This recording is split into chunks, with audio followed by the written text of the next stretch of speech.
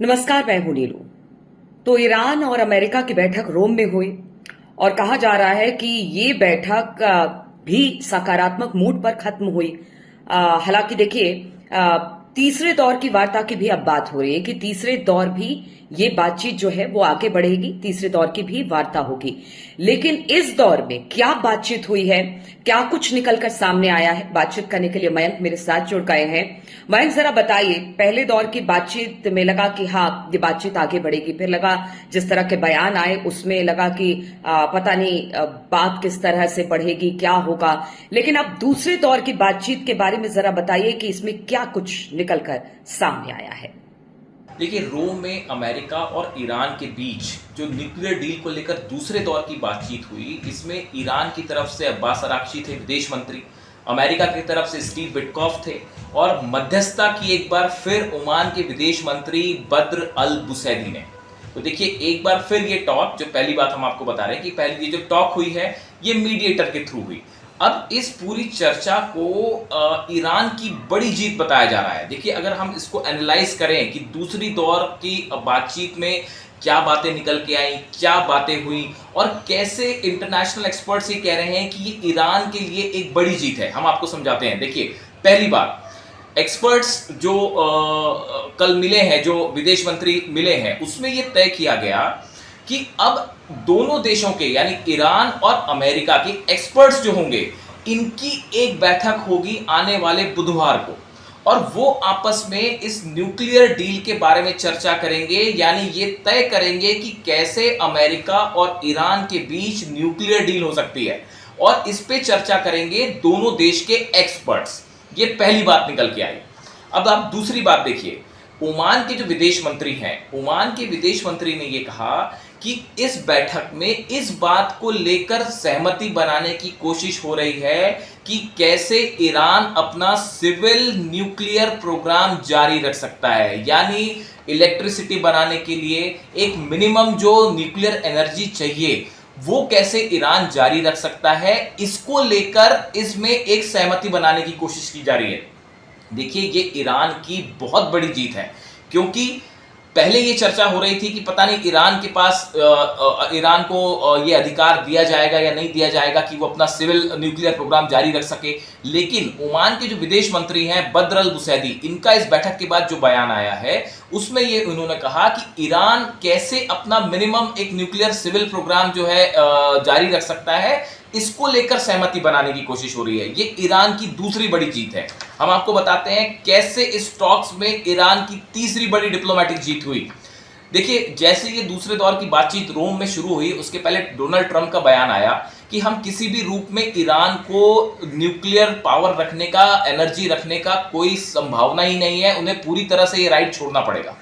Netanyahu का तो यहां तक बयान आ गया था कि जैसे लीबिया में हुआ था वैसे जो है उनको अपना पूरा न्यूक्लियर एस्टैब्लिशमेंट डिसमेंटल करना पड़ेगा। वहां जो यूरेनियम है या जो दूसरी चीजें उसको उठा के या तो खत्म कर दिया जाए या दूसरे देश को दे दिया जाए। लेकिन इस बैठक में जो कल दूसरे राउंड की बैठक हुई है, इसमें कहीं पे भी ईरान की न्यूक्लियर फैसिलिटीज को डिसमेंटल करने की कोई चर्चा नहीं हुई है। ना इस शब्द का प्रयोग किया गया, ना इस तरह की कोई बात हुई। ये ईरान की तीसरी बहुत बड़ी जीत है। चौथी बात, इस बैठक के बाद अब्बास अराक्ची ने कहा, जो विदेश मंत्री हैं ईरान के, कि आगे किसी भी तरह का इंस्पेक्शन जो ईरान की न्यूक्लियर फैसिलिटीज का होगा ये आईएईए ही करेगा। जो राफेल ग्रासी हैं, IAEA international atomic energy agency जो है, उनके चीफ जो है वही सिर्फ इसका इंस्पेक्शन करेंगे। अमेरिका या इजराइल या किसी दूसरे देश का कोई प्रतिनिधि नहीं करेगा। और इस बात को लेके ईरान ने अपना मत सामने रख दिया है बिल्कुल साफ गोई से। यह ईरान की चौथी बड़ी जीत है। पांचवी बात, देखिए, खामेनी साहब का बयान आया था इस टॉक के पहले कि हम इस टॉक को लेके ना तो बहुत पॉजिटिव हैं ना बहुत निगेटिव हैं। यानी जैसे जैसे बात आगे बढ़ेगी हम उसके हिसाब से आगे बढ़ेंगे। ना हम अमेरिका पे विश्वास कर रहे हैं, ना हम उस पर अविश्वास कर रहे हैं, ना हम निगेटिव हैं ना पॉजिटिव हैं। तो देखिए, ईरान ने बहुत ही सदा हुआ अपना डिप्लोमेटिक स्टैंड ले रखा है कि अमेरिका जिस तरह से आगे बढ़ेगा उसके हिसाब से उसे रिस्पॉन्ड किया जाएगा। अभी जो ये दूसरे दौर की बात हुई है, इसमें जो ईरान के न्यूज़पेपर्स या ईरान की न्यूज़ एजेंसीज कह रही हैं कि ये पॉजिटिव हुई है। ईरान की तरफ से इस तरह के स्टेटमेंट आए हैं कि ये पॉजिटिव टॉक्स हुई हैं और ईरान इसको लेके पॉजिटिव है। तो देखिए, ये जो 3-4 चीजें मैंने आपको बताई, ये ईरान की बड़ी डिप्लोमेटिक जीत बताया जा रहा है। ये टॉक्स कंटिन्यू होने वाली हैं और अब एक्सपर्ट्स बात करेंगे, और जो बुधवार को बात करेंगे उसके बाद अगले दौर की बात अगले शनिवार को फिर से ओमान में होगी। तो ये बड़ी बातें निकल के आई हैं, जिसे ईरान की एक बड़ी जीत माना जा सकता है। मयंक, अब जब तीसरे दौर की बातचीत होनी है तो इसको हम किस तरीके से ले, किस तरह से देखें, क्या बातचीत इसमें हो सकती है? देखिए, अब ये जहाँ तक ये सवाल है कि ये जो तीसरे दौर की टॉक्स हैं, इसका क्या नतीजा निकलेगा, क्या हम किसी डील की तरफ आगे बढ़ रहे हैं, ये जो सवाल है इसको लेके एक्सपर्ट्स की अलग अलग राय है। देखिए, मैं आपको ओमान के विदेश मंत्रालय की तरफ से जो बयान आया है वो मैं आपको बताता हूँ कि एग्जैक्टली ओमान के विदेश मंत्री क्या कह रहे हैं। इसमें ओमान की भूमिका बहुत अहम होने जा रही है। देखिए, वो ये कह रहे हैं दैट टू साइड्स, वो अमेरिका और ईरान की बात कर रहे हैं, the two sides are seeking a deal that guarantees Iran does not possess nuclear weapons but maintain its ability to develop peaceful nuclear energy. यानी यहां पे ओमान ये कह रहा है कि ये कोशिश हो रही है कि ईरान न्यूक्लियर वेपन ना बनाए, लेकिन उसकी जो पीसफुल न्यूक्लियर एनर्जी बनाने की जो व्यवस्था है उस पे कैसे समझौता हो। ये ईरान के लिए बहुत बड़ी डिप्लोमेटिक जीत है। देखिए, ट्रंप के कहने के बाद, स्टीव विटकॉफ के कहने के बाद, नेतन्याहू के कहने के बाद कि हम ईरान को कोई अधिकार ही नहीं है न्यूक्लियर एनर्जी का, उसके बाद अगर टॉक्स इस मुद्दे पे हो रही है कि कैसे ईरान सिविल न्यूक्लियर एनर्जी का राइट रखता है, जो कि अब्बास अराक्ची पहले से कह चुके हैं कि भाई हमें अपनी बिजली बनाने के लिए, अपनी इलेक्ट्रिसिटी के लिए, अपने कारखानों के लिए न्यूक्लियर एनर्जी चाहिए और हम इसमें कोई समझौता नहीं करेंगे, हमें न्यूक्लियर एनर्जी चाहिए ही अपने सिविल प्रोग्राम के लिए। इस पे ईरान अड़ा रहा, ईरान किसी दबाव में नहीं आया और अमेरिका के साथ इक्वल लेवल पे बात हुई है।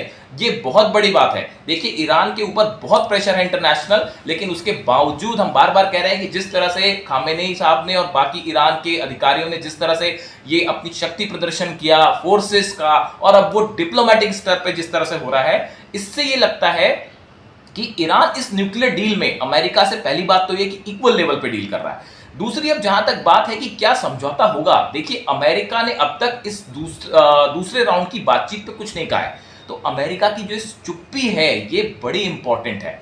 आगे चल के अमेरिका क्या रुख लेगा, ये इसको लेके ईरान बड़ा कॉन्शियस है और अभी कोई फैसला नहीं करना चाहते। देखिए, ओमान के जो ईरान के जो विदेश मंत्री हैं अब्बास अराक्ची, मैं इनका भी आपको एक बयान बता रहा हूं।